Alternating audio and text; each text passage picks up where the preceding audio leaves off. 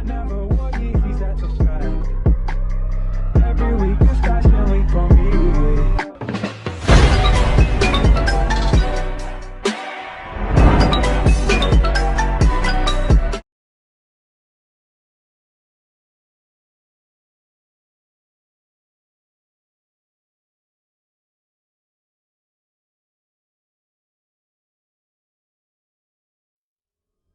Skondkhokata, the headless ghost. I'd lose my head if it wasn't attached. A light saying for when you've lost something important and are frantically tearing everything apart looking for it. Diaz stood on the platform patiently waiting for the night train. It was always late as the usual station was deserted. As she looked up at the full moon, she realized just how eerie it was. She got out her cell phone to distract herself from the ominous silence. She looked from Clash of Clans and noticed movement on the tracks.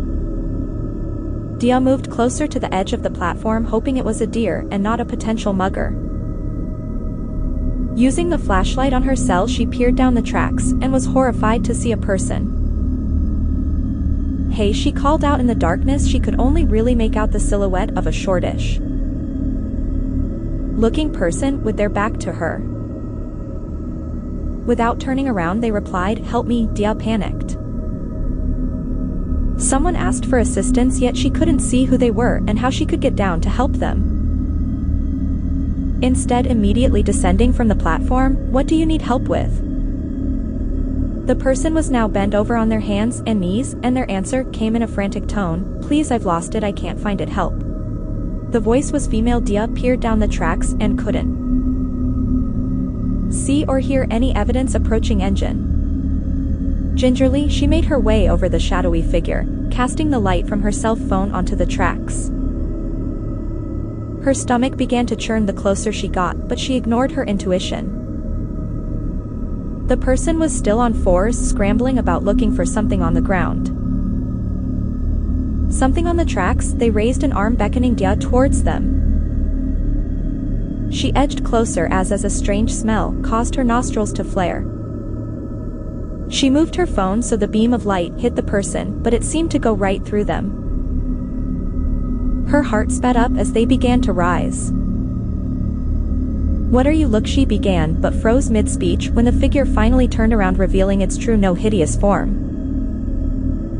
Dia had been correct in assuming the person was female and shot mainly because although it shouldn't have been impossible, her head was missing, her clothing was old and ragged, and from the neck down, dripping blood.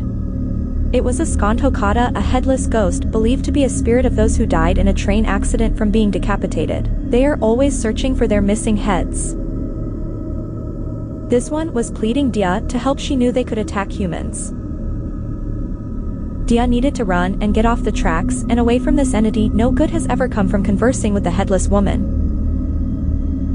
But she was paralyzed and unable to move a muscle. The spirit came closer, the sulfuric smell causing Dia to gag. And then she looked at the gravel vibrating the tracks and felt the ground beneath her.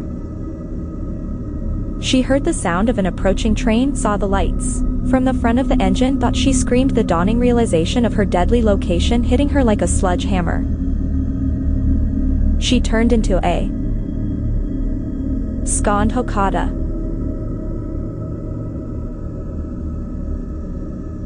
Till this day, late at night, passengers riding the train swear they see a woman walking about in search of something, but never sure what it is that she's looking for.